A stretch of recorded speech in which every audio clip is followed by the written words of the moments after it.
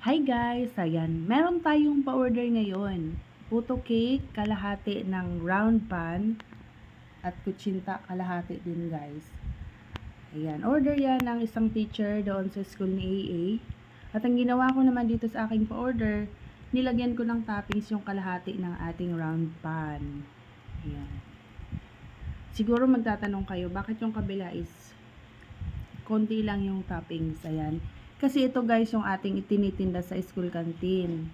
Magkaiba po ang ating presyohan pagka ganon dahil ang sa school canteen is pangmasa na timpla or yung pangmasa na yung baga sakto lang sa presyo. Ayan.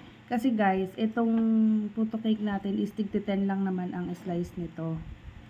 So ganyan lang yung toppings niya. Sulit na yan guys kaysa bumili kayo ng chichirya. O, diba? At saka, ang sugar content per slice nito is 6.25 grams lang. Ayan. Tapos, healthy siya dahil gawa siya sa egg whites. O, diba? Nagkaroon kayo ng idea, guys. Ayan. At ito naman yung ating kutsinta. Ang itatoppings ko dito is desiccated coconut.